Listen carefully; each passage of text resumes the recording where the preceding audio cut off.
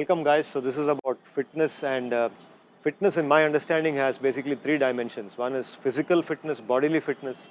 The second and slightly more important is mental fitness, and even more important than the spiritual fitness, an individual's inner self.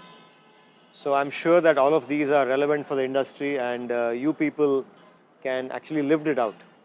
So I want you guys to share with me the kind of experiences and insights you have on this topic. Shall we begin with you, sir? Thank you so very much. You know, I have been into sports all my life. So it initially started off with table tennis, and I was a pretty serious TT player. I have played All India Open Invitation, played at the university level, played at the college level, captained the school, college teams, institute teams, etc. And then I played A Division League while at XLRI Jamshedpur for 2 years. And I was not a cricketer before. And then I developed a passion for tennis, and so tennis continued.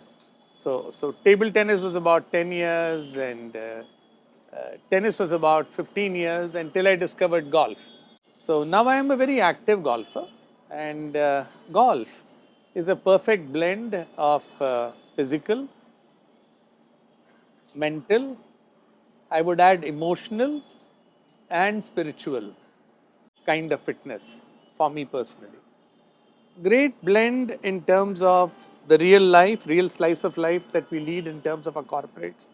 How do you face adversity? How do you play as a member of a team? How do you lead a team? How do you get the best out of your partner? How do you overcome adversity? How do you capitalize on someone's mistake and then do better than him if it's a tournament, etc. But apart from this, though not really fitness, I'm a wildlife enthusiast. So I do a lot of wildlife photography. I published 2 books on wildlife photography.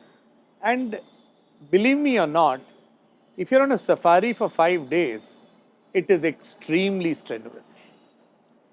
The heat or the cold, the jumping in a safari jeep when you're chasing a tiger or a leopard. I mean, I'd just been to Kenya. I'm going again in the month of February.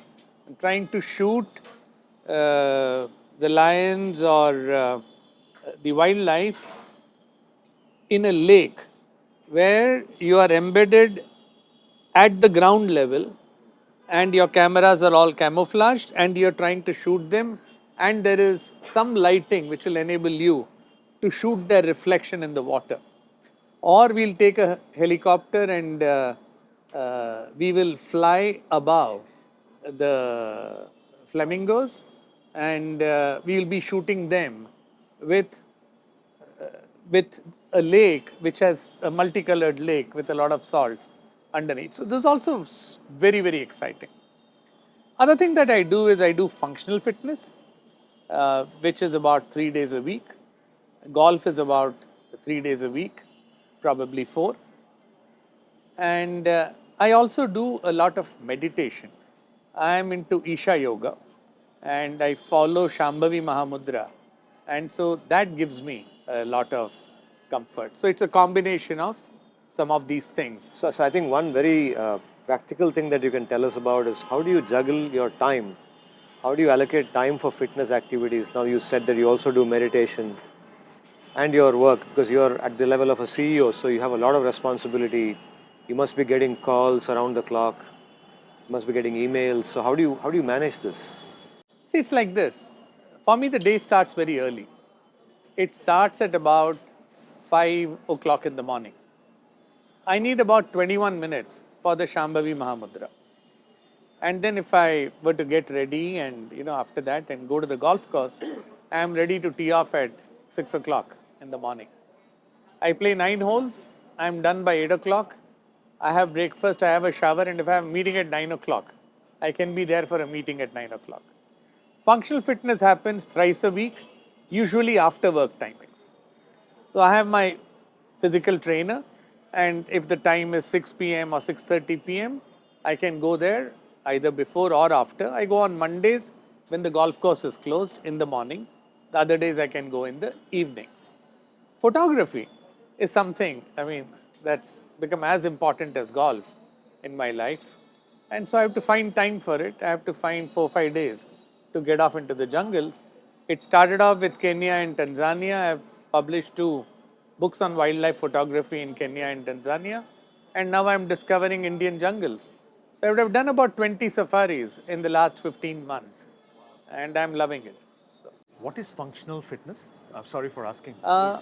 Functional fitness is where you use the weight of your own body. You have some weights, but you're not doing weight training. You're not, going there and pumping iron. But you're exercising every muscle, tissue, ligament, you're improving flexibility, you're increasing strength, you're increasing stamina. So it's a fairly holistic approach to your fitness. And then since I am a golfer, they add some elements for golf, particularly the golfing muscles, which are the ones that come into play, etc. So I find it extremely useful and relevant. Unfortunately, I have a 12-pack. I don't have a 6-pack, but that's because of all these activities. So very interesting. You are personally able to do it, but the larger question is it a matter of just a personal preference, or do you think it's a must for people in the industry? Like for example, for him, it was from a very young age, and it was his choice to do it, and so he has sort of kept it alive. But what do you think about people in general? Would you advocate that people, who enter the industry from a young age should actually practice fitness consciously, or what do you think? Or it's just a matter of choice. If they want, they can do it. It doesn't matter if they don't do it. What would you say, sir? So I think the short answer is you must lead a balanced life. And then you must focus on fitness, physical, emotional, spiritual. You must eat right, you must work whatever hours that you have to do, etc. You must focus on family and friends, because all of these really constitute a whole life. My reality is I was never able to do that. I think, so like him, I played all kinds of sport till I was in college, till I was in Excel. Excel also? Yeah, so I used to play volleyball, football, basketball, all kinds of stuff in school, college, uh, school level, national, state level, etc. But when I started working, I found that I just didn't have both either the facility or the time to do it. Right, yeah. Since I grew up in Jamshedpur, I had access to clubs. And you can play tennis, you can play all kinds of stuff, swimming pools, everything was there. When I moved to Bombay, I had no access to clubs, and therefore a lot of the facilities fell away. But more importantly, I found that in the initial years of my professional life, I was very focused on achieving professional success. And that meant working longer hours, because I don't think I was more blessed than anybody else who was my peer. And therefore, if you want to be leading ahead of the curve, you have to put in more effort, which meant longer hours. And whatever after that, because I came from outside the city, I needed to spend time networking. So you would go out with friends, you would meet people, you would attend conferences. And in the first 10, 15 years of my life, I don't think I did anything in a kind of structured way around fitness. I mean, there have been years when you did yoga, you did running, you did functional training, you did weight training and all of that. And I've kind of experimented with all kinds of things. And the thought that I wanted to leave, and in fact, I drew a diagram because I thought I wouldn't remember how to articulate that. So if you have effort on the y-axis and time or age on the x-axis, I think the number of hours that you work more or less stays a constant. It might be 9, 10, 11 hours in the beginning, but as you get more senior, it comes down to 8, 9 hours. You have networking, which I think, especially for somebody like me, I invested a lot of time in networking when I was younger. Today, I can afford to do less. Also, because I'm at the fag end of my career, networking is not the most important thing you want to do. You will spend time with friends and family, and networking is only when Deepak twists your arm and makes sure that you land up here. And I found that investment in myself, whether it's in fitness, whether it's in friends and family, whether it's in anything that's really giving back to yourself, has increased as I've become more senior and have greater control on my time.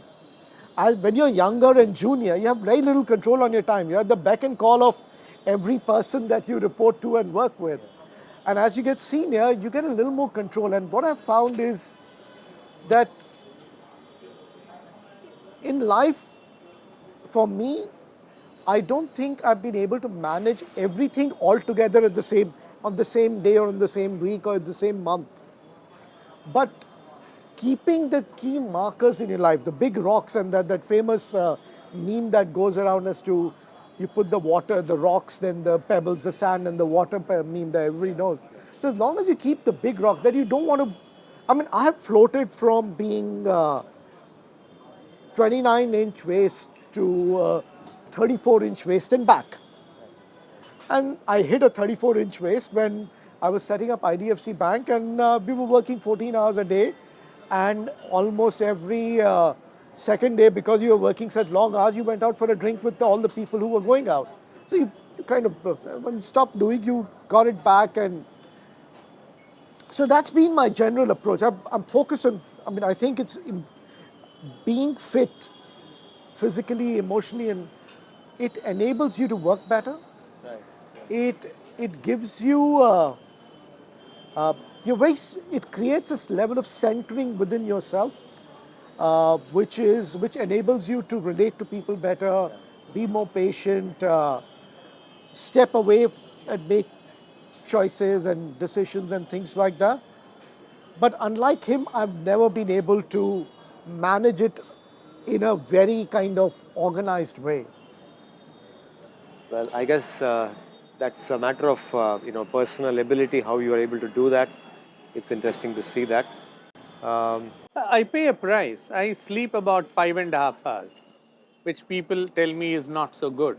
It isn't good for sure, with all the research will tell you that. All right, but people also say that if you have got conditioned to it over a period of time, and if it is a lifestyle that you have adopted, and you have other ways of relaxation, then that's what it is.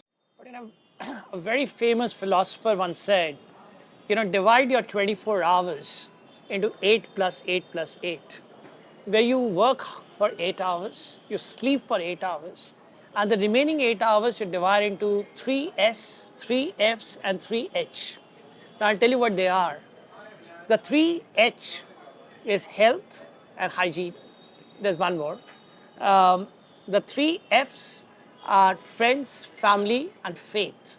And 3S is smile, soul searching, and maybe something. So, if you do that, you could actually manage your life very well. So that's 8 plus 8 plus 8 rule. That works beautifully into managing whatever you want to manage. Rest could be all excuses around it, but this has always worked very well.